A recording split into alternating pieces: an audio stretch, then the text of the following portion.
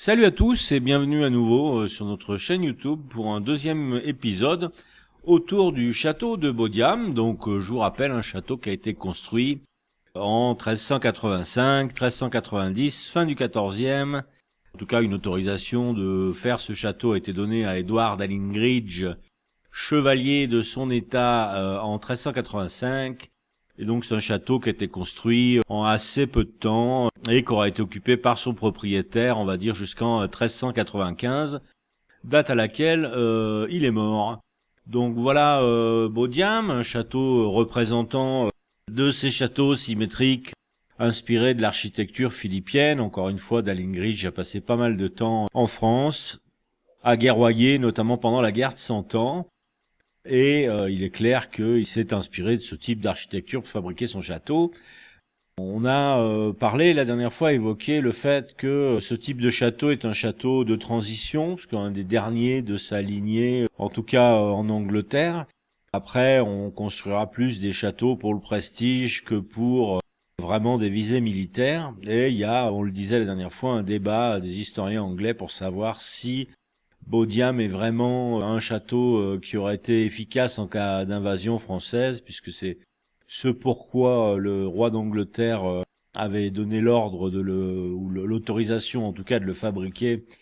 Et c'est le prétexte ou ce qu'avait utilisé Edward d'Allingridge pour qu'on lui donne cette autorisation. Donc est-ce que vraiment Baudiam aurait été efficace en cas d'invasion ou non? Il y a un débat sur la question dont on va parler, puis il y a plusieurs arguments pour et contre. C'est intéressant de les soulever pour parler un peu d'architecture médiévale à nouveau.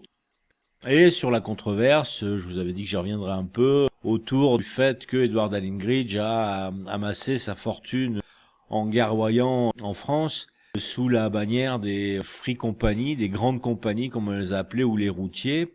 Effectivement, il y a des éléments qui montrent qu'il a été plusieurs années sous la bannière de Robert Knowles, qui était un des chefs de ces mercenaires qui, après que la trêve fut signée par Édouard III, une des trêves, pas eu qu'une, mais en tout cas celle-ci, pendant la guerre de 100 ans, qui marque un tournant, puisque le roi d'Angleterre renonce à ce moment-là à toutes ses terres et toutes les terres de France et au royaume de France pour n'en conserver que quelques-unes, mais il laisse derrière lui, sur le territoire de France, tout un tas de chevaliers et d'armées errantes, qui ne vont pas rentrer en Angleterre, mais vont continuer de terroriser les paysans, les nobles dans les campagnes, rançonnant et capturant les nobles, racketant les paysans.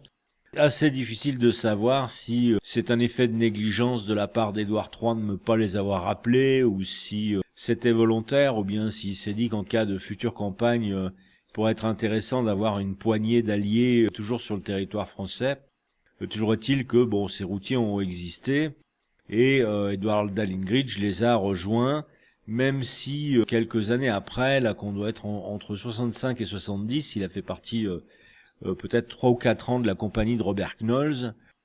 En 70, justement, il ne l'a pas rejoint, malgré le fait que Knowles lui avait déjà versé des émoluments pour le faire, de l'argent, et il a donc été arrêté et relâché assez vite pour cette raison-là. Alors c'est assez compliqué, moi je suis pas expert de la question.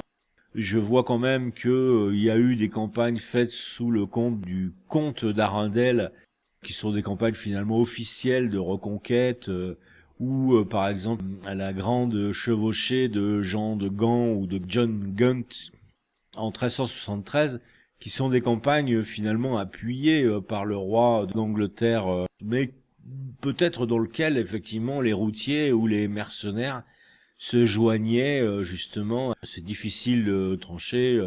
C'est une guerre qui a duré assez longtemps. Dans sa deuxième partie, finalement, le roi de France mènera une guerre de retranchement, on va dire, relativement passive, dans lequel il commandera même à cette période-là aux villes de se fortifier, de rajouter des machicoulis, de renforcer leurs remparts, et même à ceux qui sont trop petits ou n'ont pas les moyens de le faire, de déserter les places de façon à rejoindre des places fortifiées, dans le but de ne pas laisser aux Anglais justement le loisir de piller des lieux, mais plutôt qu'ils les trouvent vides finalement si les lieux sont pas capables de se protéger.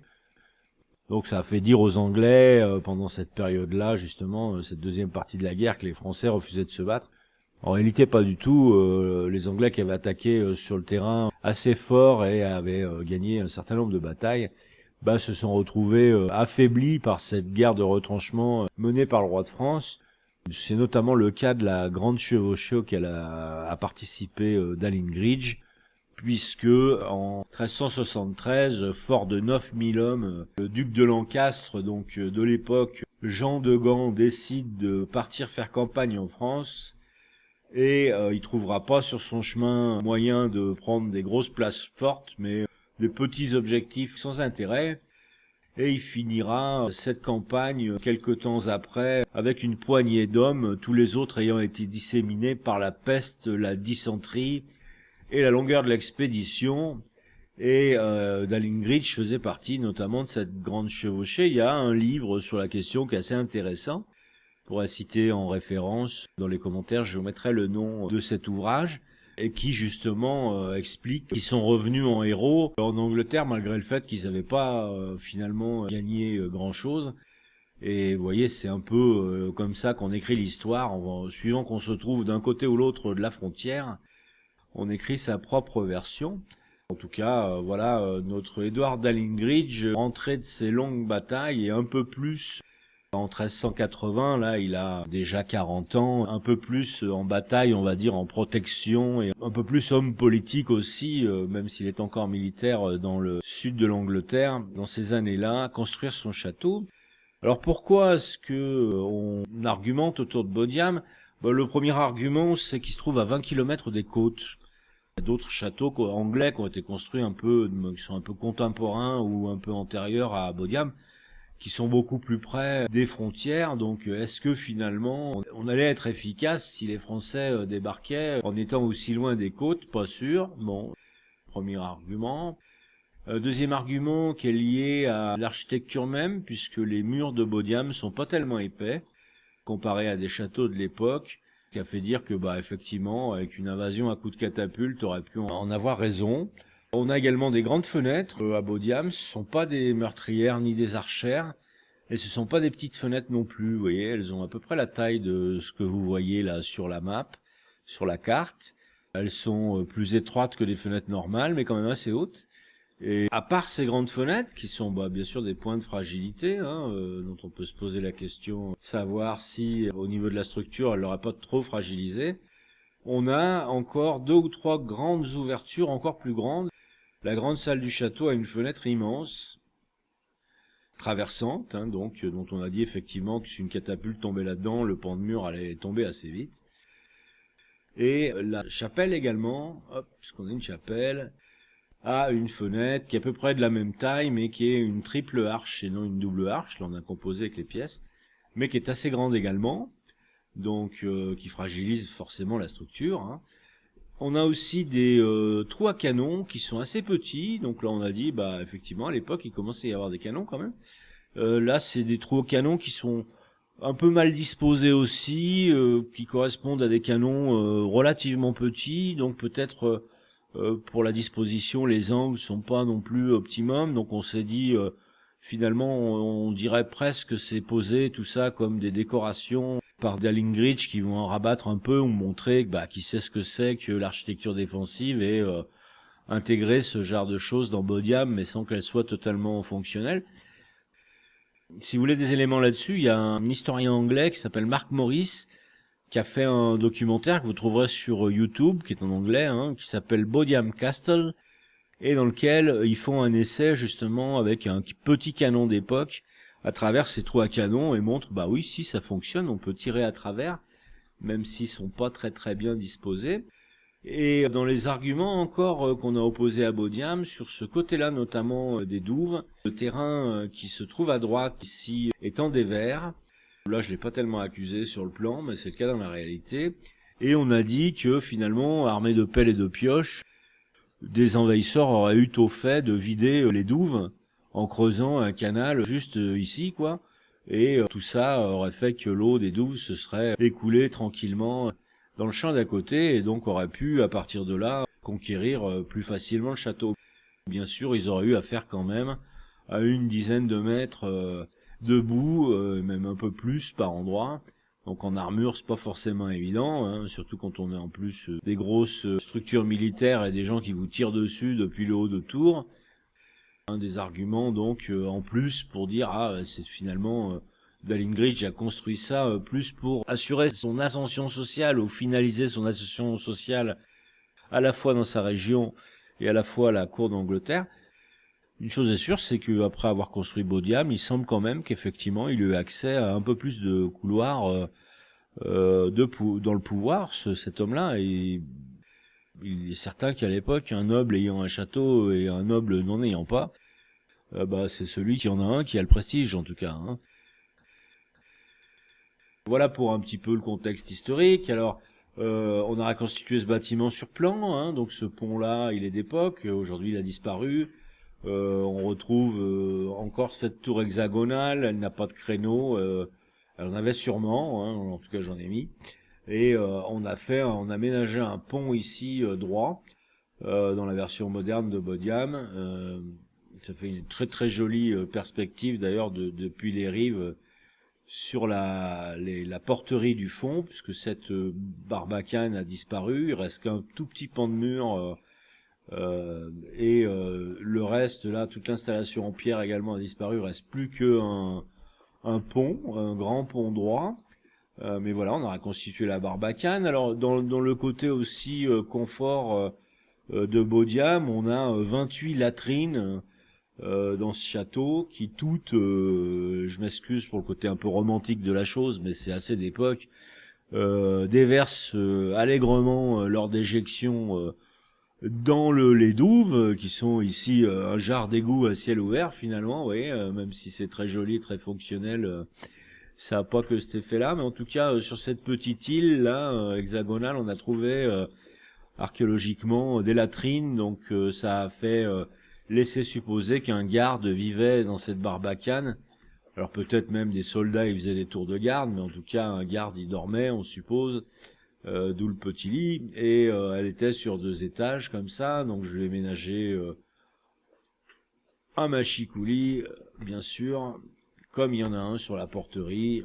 Il n'y a pas de raison de s'en priver sur cette installation-là. On a un pont-levis qui est fonctionnel, qui marche, si tout va bien, et qu'on peut remonter. Il est doublé d'une porte en bois assez grosse, vous voyez, qu'on peut fermer, bien sûr, aussi. Alors, ici, ouais, des fois, voilà. Voilà notre barbacane sécurisé. Là, on avait un deuxième pont-levis. Donc on s'est amusé, hein, on a gardé la même philosophie de s'amuser avec les modes, hein, bien sûr. Donc faire Bodiam sans faire d'eau, ça aurait été difficile. Encore une fois, il y a tout un tas d'étangs qu'on a reconstitués là autour qui n'y sont plus aujourd'hui, mais en plus des douves, quoi. Donc on a utilisé là le mode dont on vous parlait la dernière fois et qui a des reflets assez sympas, des reflets changeants en fonction d'où on se trouve. On a utilisé également ce mode Gir dont on vous parlait la dernière fois pour s'amuser à faire des petits ponts-levis rigolos qui puissent être activés depuis le sol. On peut faire des transmissions avec les pièces actuelles de Medieval Engineer, c'est un peu laborieux. Donc là, comme on avait le mode Gir activé, on s'est amusé à faire quelque chose qui soit un peu esthétique, on va dire, et qui soit fonctionnel. Vous voyez, ça marche parfaitement et dans un sens et dans l'autre. Bien sûr, les roues à l'époque, vaut mieux les imaginer en bois, hein, les mécaniques comme ça, parce que imaginez chez un forgeron faire une roue en cuivre, bon, pas forcément évident, hein, et puis un peu coûteux. On a une grille en bois à Bodiam aujourd'hui encore, qui survit. Celle qui est en place, je pense pas qu'elle doit dater quand même du XIVe siècle, j'ai pas d'infos dessus. On l'a dit d'époque, mais bon, elle pourrait très bien être du XVIIe. Encore une fois, Bodiam est tombé assez vite à l'abandon. Il était récupéré au XVIIe. On a essayé de le restaurer un peu. Puis à nouveau, au début du XXe. Maintenant, c'est un institut qui s'appelle National Trust qui s'en occupe. Mais tout l'intérieur est encore en ruine. Il reste que les murs. Donc, on a réussi à sauver ça. Mais ça fait ce serait quand même étonnant qu'on ait une porte qui est en bois, qui est traversée 600 ans, quand les 3/4 des murs intérieurs ont déjà disparu. Oui. La pierre a été bon, ça a été pillé aussi pas mal, hein, mais bon, il est aussi tombé en ruine de par l'effet du temps.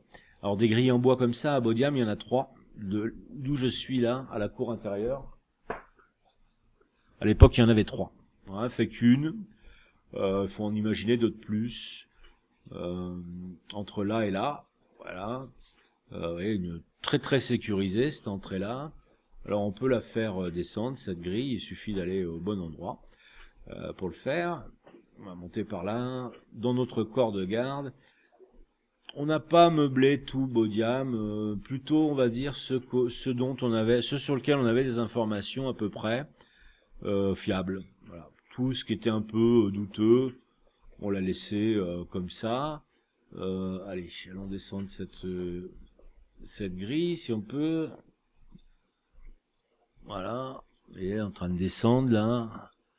Allez voir le résultat. Hop, on est en bas. Ici c'est un assommoir, un murdering hole comme on dit en anglais.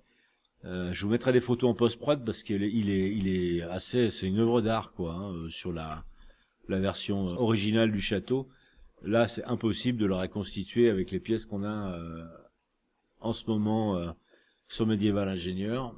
Donc on a repris l'idée, mais on n'a pas pu du tout même s'approcher, même de loin, de ce que c'est. Hein. Voilà notre grille en place. Alors, on a doublé ça avec une porte. Là, des fois, on a un peu des difficultés à la fermer, celle-là, parce qu'il faudrait qu'on la finalise un peu. On a en général des systèmes qui nous permettent de le faire. Hop, on va mettre ça comme ça. Voilà, c'est un.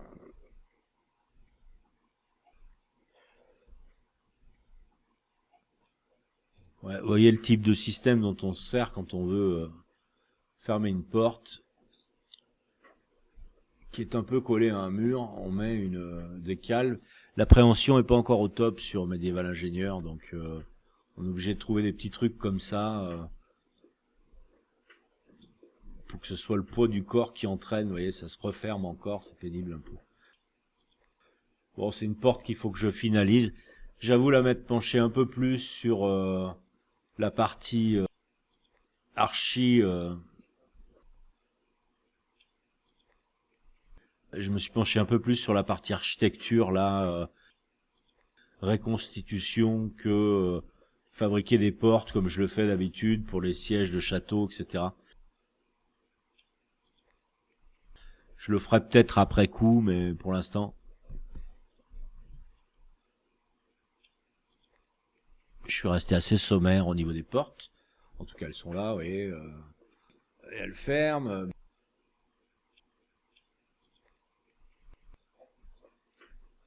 Ok. Et puis j'en ai une autre ici. Donc moi j'ai sécurisé. Il me manque alors encore des grilles, effectivement. Et alors je sais pas s'il y avait encore une porte intermédiaire, justement. En tout cas, il y avait au moins 2 grilles en bois en plus. Et nous voilà dans la cour du château. Alors un château qui contient tout le nécessaire, on va dire, pour une quarantaine de personnes. Et qui ménage assez de confort, effectivement. On est là aussi dans une période où on essaye d'avoir quelque chose à la fois fonctionnel, solide, défensif, mais qui soit aussi confortable. Et Bodiam reflète assez ça. Donc on a des points d'interrogation pas mal sur ce château, puisque encore une fois tout est en ruine, donc on ne sait pas vraiment tout. Qu'est-ce qu'on a? Alors cette aile là, face de laquelle je suis, c'est une aile qui, dans cette partie-là en tout cas, héberge les serviteurs, la salle des serviteurs. Au-dessus, on ne sait pas tellement ce que c'est, on sait juste que les fenêtres de l'autre côté sont quasiment absentes, donc ce sont des étages et c'est un flanc du château qui est assez obscur ici. Est-ce qu'il y avait une prison? Là, j'ai des trucs assez controversés là-dessus. J'ai vu mentionné dans un écrit qu'il y avait une prison dans cette tour-là qui est derrière. Je l'ai vu confirmé nulle part ailleurs. Donc, pour moi, si c'était avéré, j'en aurais trouvé les traces, hein, j'imagine. Il est possible qu'ici on ait logé les serviteurs. Ici, c'est pas très clair, donc voilà. Ce dont on est sûr, c'est que ça, c'est le flanc vraiment des serviteurs. Mais c'est assez grand, donc est-ce que ce serait étonnant que tout ce bâtiment leur soit réservé quand même, ça c'est assez grand. Ici, on suppose que ça pouvait être une écurie, même si apparemment on n'a pas trouvé un certain nombre d'installations qui sont assez courantes à l'époque dans les écuries, les étables. À mon avis, il faut quand même bien qu'il y ait une écurie. Si c'est un chevalier, il y a peut-être un champ de tournoi à l'extérieur, donc il y a forcément des chevaux quelque part. S'il y en a, ils sont là. Donc on a fait l'écurie. Ici, une petite pièce de service. Une montée sur la courtine et les hauts de tours par ici. Toutes les tours sont équipées, comme à Montbrun, de petites tours flanquées, rondes, qui contiennent les montées d'escalier.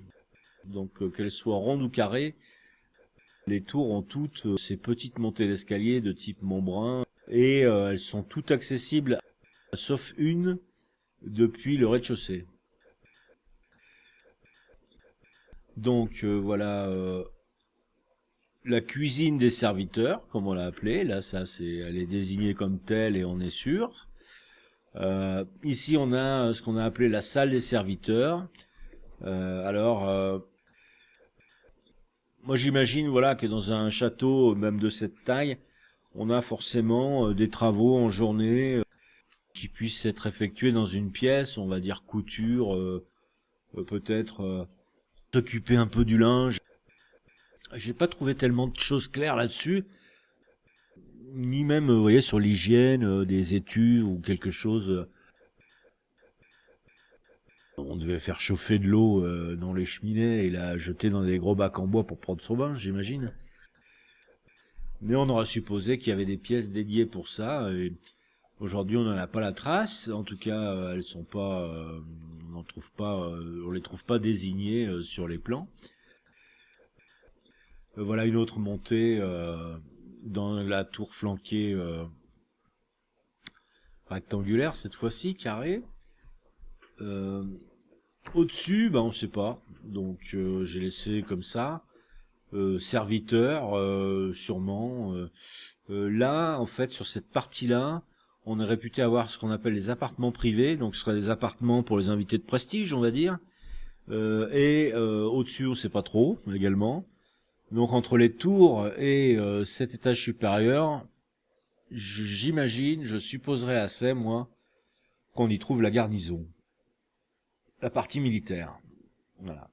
Donc là, peut-être des invités de prestige, vous voyez, sur peut-être jusqu'à une des tours, et là, je le suppose, encore une fois, c'est pas avéré, la garnison. Ce flanc-là est réservé à Dahlingridge, clairement. Il contient une chapelle, et ici, tout en haut, la chambre du seigneur avec une grande salle. Il y a des sous-sols, donc là, on a imaginé tout un tas de choses qui puissent y être conservées. On n'est pas très clair sur les étages inférieurs, pareil. Peut-être des bureaux, finalement, office, toute la partie administrative, paperasse, pourquoi pas, auquel Dahlingridge aurait eu à se soustraire, finalement, du fait de son activité à la fois politique, économique et militaire. Ici, c'est une tour qui contient les escaliers à nouveau. Alors, cette tour-là, derrière, là, n'a pas quant à elle d'accès au rez-de-chaussée. C'est la seule qui est accessible un peu plus depuis les hauteurs, on va dire. Donc tout ce flanc-là, cette partie-là, on y monte uniquement par cet endroit-là. Là, on a la partie un peu plus sociale, c'est-à-dire la grande salle du château qui monte jusqu'au plafond, un seul étage. Ici, des couloirs avec une salle qu'on ira visiter tout à l'heure. Et là, la grande cuisine qui, elle aussi, monte jusqu'au plafond. Donc là, on n'a quasiment pas de deuxième niveau. On a un au milieu, comme ça, un deuxième niveau. Mais tout ça monte à peu près jusqu'au mur d'enceinte sans séparation verticale, et c'est un étage social. Donc la grande cuisine du château, le cellier, l'office et la grande salle du château. Allez, on va aller voir tout ça. Donc, vous voyez, c'est quand même assez divisé. L'espace est bien divisé quand même, bien clairement. Même si on n'a pas tout retrouvé, on voit des grandes lignes quand même. Ici, on a la chapelle. Alors, pareil, il en reste plus grand-chose de la pauvre chapelle. On a encore sa fenêtre là. Tout l'intérieur est dévasté, il n'y a plus rien. Donc nous, on a fait un peu des plafonds un peu type avec des grandes arches, etc. Ici, ces deux fenêtres-là sont un regard depuis la chambre, un appentis qui se trouve dans la chambre de Dalingridge sur la chapelle. Donc on imagine que de là, il pouvait assister à l'office ou l'entendre en tout cas. Peut-être avoir une relation rapprochée avec l'officiant qui se trouvait là, sûrement à vivre ici d'ailleurs. On a une petite pièce derrière. On ne sait pas si elle est censée avoir hébergé ce curé ou ce prêtre, on va dire. Voilà. Ici, donc, sont tous des étages dont on ne sait pas trop à quoi ils sont destinés. On imagine qui sont des étages dédiés à Dalingridge. Moi, j'imagine, puisque si on regarde la division quand même de l'espace, c'est assez clair que cette partie-là, ce flanc-là du château, c'est pour le seigneur et ses gens, donc sa famille, ses proches, sa femme.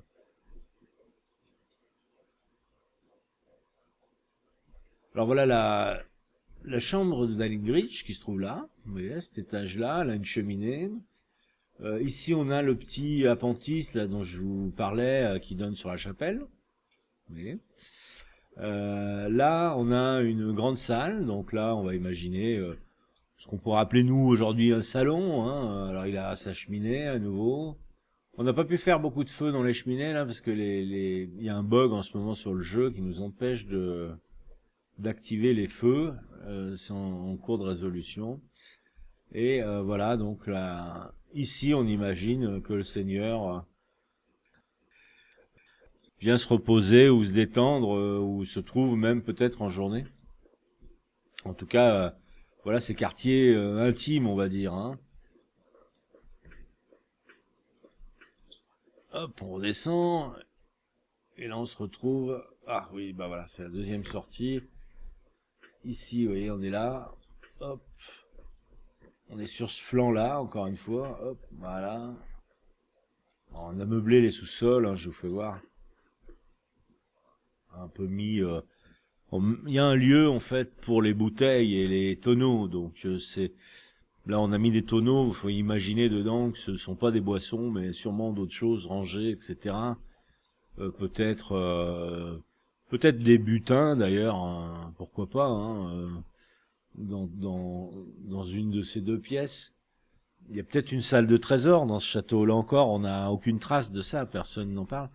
Donc cet escalier, il a deux sorties là, ou deux entrées comme on veut, et il donne aussi sur la grande salle. Hop, on va y rentrer par là. Ici, donc, on a une cloison plutôt de boiserie, etc. Il n'y a pas de pierre. Et voilà la grande salle du château où on festoyait, ouais, assez haute de plafond, avec des grandes fenêtres. La fameuse grande fenêtre dont on a dit qu'elle était assez fragile. Voilà, on a fait les murs, nous, sans doute plus épais qu'ils le sont dans la réalité, même d'ailleurs, parce que ça fait 2 mètres et demi dans Médiéval Ingénieur. Et comme Bodiam a des murs un peu plus étroits qu'un château normal, dans certains châteaux, on a des murs de 4 mètres, donc 2,5, c'est pas non plus du luxe, mais c'est vrai que Bodiam a l'air d'avoir quand même plus des murs de 1 mètre, 1 mètre et demi, plus que 2,5, vous voyez. Donc voilà la grande salle. Du coup, on a fait une autre fenêtre de l'autre côté, même si on ne sait pas, elle n'existe pas, ce pan de mur n'existe plus. Ici, en réalité, quand on se trouve là, on a encore ça qui existe là, mais ici, il n'y a plus que 3 arches. Moi, je vous les mettrai en post-production. Les 3 pièces là, le couloir avec les 2 pièces latérales n'ont pas survécu. Alors, Pantry and Buttery. Un endroit pour l'office, on va dire une espèce de succursale de la cuisine, avec sûrement des ustensiles de cuisine, etc., qui se trouve là. Et quelque chose dans lequel on met plus les bouteilles, et qui contient un petit cellier même, qui se trouve ici, donc là qu'on a reproduit. Vous voyez que c'est deux pièces qui sont des dépendances clairement de la cuisine, auxquelles on accède par ce couloir-là. Vous voyez, on est là. Et là, on a la grande cuisine du château, avec sa cheminée. Il y a même un four, je pense, là, à Baudiam, à l'intérieur de la cheminée. Comment on trouve à Guédelon, vous vous souvenez, à Guédelon, il y a un four à pain à l'intérieur de la cheminée. Donc cette pièce-là, on sait qu'elle existait, on ne sait pas à quoi elle servait. Il y a sur d'autres châteaux d'époque une pièce un peu similaire, qui a un regard sur la grande salle, et qu'on assimile à une pièce dans laquelle on peut mettre des troubadours en cas de fête. Et donc, vous voyez, imaginons ici un petit orchestre médiéval qui joue, qui soit en train de jouer, on l'entendrait depuis la grande salle, et il serait un peu en hauteur, comme ça. Peut-être elle avait aussi des visées de surveillance, moi, connaissant un peu les nobles à l'époque et leur propension à se tirer dans les pattes dès qu'ils avaient le dos tourné. On peut imaginer que, en cas de grande fête ici, placer un soldat ou un archer ou deux à cet endroit-là, ne serait-ce que par sécurité, pouvait être également utile, vous voyez, parce qu'elle donne un point de vue qui calme tout le monde et qui permet d'assurer un peu de sécurité. Ça m'étonnerait pas quand même, moi. Hein. Même si dans l'autre château, là, dont je vous disais, ou les autres châteaux, on a plutôt pensé que ici on mettait des troubadours. Enfin, en tout cas, ça a été avéré au moins dans un. Donc, moi, j'aurais dit sécurité et puis musique. Le petit mur du fond, là-bas, la porte du fond, elle n'est pas présente sur tous les plans. On a des plans qui sont assez contradictoires sur Baudiam. Hein. On trouve un peu deux, trois versions différentes, et il y en a une sur laquelle, en tout cas, cette porte-là n'est pas présente, et on trouve plutôt une grande tapisserie d'époque, qu'on imagine. Hein. Et on a même, sur certains plans, un feu, là, vous voyez, un espèce d'âtre au milieu, entre les deux tables, qui serait censé, j'imagine, voilà, chauffer la pièce. Voilà pour la grande salle et la partie un peu la plus sociale, on va dire, hein, du château. Vous voyez un peu mieux pourquoi maintenant. Alors, top, j'oublie quelque chose d'essentiel qu'on a vu dans tous nos châteaux et qui se trouve également dans celui-ci. En sous-sol de cette tour-là, nous avons un puits, et il est encore là, lui. Voilà.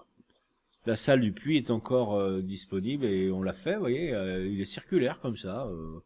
Alors il y a une rambarde en fer aujourd'hui autour, vous voyez. Bon, à l'époque, on n'en avait pas de rambarde, j'imagine. Hein. En tout cas, pas en fer. Hein. On m'étonnerait qu'on se soit fendu de ça.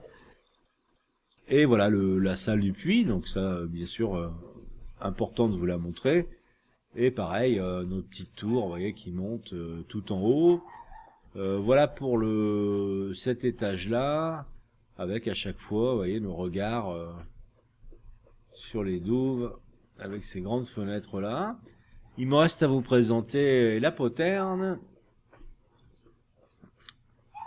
Cette petite porte qui est censée donc couvrir une retraite. Donc vous voyez, on a à nouveau ici notre assommoir. Cette petite porte qui est censée couvrir une retraite ou l'envoi d'un messager ou une fuite qui se trouve à l'arrière de l'entrée principale. Aujourd'hui, il ne reste que ces deux murs. Le pont sur lequel je me trouve là a complètement disparu. Elle a aussi des petits machicoulis, cette tour-là. La tour de la poterne est assez haute. Et on avait un pont-levis. Alors je l'ai mis là. C'est pareil, en fonction des maps, on ne sait pas trop s'il était là ou à côté. Ou, ouais. Je me suis encore amusé avec... on se refait pas, vous voyez, je me suis amusé encore avec les Gears, là, que je trouve très très esthétique. Hop, c'est pas lui, c'est l'autre. Et voilà, notre pont-levis fermé. Alors pareil, on dit que ça pouvait être aussi une entrée pour une entrée de service pour la cuisine en temps de paix, oui. En cas de non-invasion, parce que c'est vrai que là, par là, on peut rentrer assez vite nos victuailles et charger nos tonneaux, etc. Euh, je l'ai fait là, le pont-levis. Sur certaines maps, il n'y est pas du tout, parce qu'on ne sait pas, donc sur d'autres, on l'a imaginé un peu plus proche. Ces pans de mur-là, je sais pas à quoi ils correspondent, je les ai mis comme ça. Peut-être qu'il y a à nouveau une deuxième porte ici et une grille, hein. Quand on voit comme la sécurité est bétonnée en frontal, on se dit, c'est quand même étonnant d'avoir juste une petite porte et un petit pont-levis ici. Quand de l'autre côté, on a collé 3 grilles en bois, 3 grandes portes, une barbacane avec à nouveau 2 grandes portes. Bon. Et puis d'un coup, à l'arrière, comme ça, on se retrouvait avec juste un petit pont-levis et une petite porte. C'est curieux, quoi. Surtout que là, on n'est pas en souterrain, elle n'est pas si planquée que ça, cette poterne, hein. Si les assaillants débarquent de là, parce que c'est la voie d'accès principale du château à l'époque, cet endroit-là, là, ici, ils auront tout fait de voir à l'arrière cette sortie, donc à moins qu'elle soit utilisée vraiment de manière rapide quand on détecte les envahisseurs de loin pour se sauver vite fait. On imagine que c'est un accès possible, donc c'est presque étonnant de l'avoir si peu sécurisé quand on voit ce qu'est de l'autre côté, quoi. Mais bon, voilà en tout cas à quoi ça ressemblait. Et voyez, je vous montre un peu plus la vue de haut. Maintenant, vous comprenez toutes les petites tours rondes là qui sont un tout petit peu plus petites dans la réalité, hein. Là, pareil, on compose avec la réalité des pièces, mais sont les montées d'escalier. Comme dans Montbrun, si vous vous souvenez, si vous avez vu la vidéo de Montbrun, c'est exactement comme ça. Du coup, ça nous a intéressé de reprendre ce principe architectural, même si, encore une fois, dans la réalité, ces tours sont des tout petits escaliers, quoi. Donc elles font peut-être, on va dire, en diamètre, peut-être la moitié moins de ça, quoi. Hein, ce sont de toutes petites tours, quoi. Mais qui servent de desserte, voilà, aux différents étages des tours, aux courtines, et à ce grande zone centrale, vous voyez, qu'on peut imaginer. Il y a 2 toits, mais le reste, nous on l'a couvert avec du bois. On l'a trouvé couvert avec une espèce de métal un peu cuivré dans certaines reproductions. Toutes ces parties-là, vous voyez, avec des petites doubles pentes, on l'a laissé plat. Nous, on n'a pas de pièces qui permettent de le faire autrement, mais c'est assez cohérent aussi. À mon avis, c'est possible aussi que ça se soit trouvé comme ça. Voilà Bodiam, donc vous voyez, un château assez fonctionnel, moderne, même si bien sûr on est encore une fois dans un des derniers châteaux de cette époque-là, hein, puisque imaginez-vous l'architecture philippienne, on était au début du XIIe siècle la dernière fois. Là on est fin XIVe, donc on est déjà 200 ans après. Donc finalement, pas tellement moderne on va dire, mais on a rangé dans Bodiam, qui est pas un très grand château, hein. Même si pour nous, voilà, on est habitué à vivre dans les petits apparts, des petites maisons ou même des grandes maisons, c'est du gigantisme, hein. Quand on se promène un peu dans ces couloirs, on se rend compte qu'il y a beaucoup d'espace.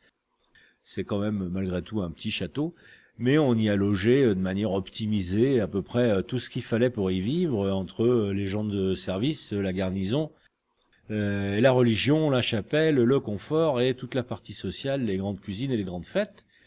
Voilà un château du 14e en Angleterre. J'espère que la visite vous a plu, que vous avez un peu pu comprendre un peu mieux ce qu'était Bodiam et ce qu'on en sait aujourd'hui, même si on a encore beaucoup de points d'interrogation. Et ça nous a fait plaisir de vous emmener cette fois-ci de l'autre côté de la Manche, en Angleterre, et de faire une petite balade dans cette guerre de 100 ans qu'on explorera peut-être à nouveau du côté français avec d'autres forteresses, on verra ça. Et en attendant, je vous souhaite bonne journée, je vous remercie de votre écoute et longue vie comme d'habitude, soyez heureux, à plus, ciao, merci.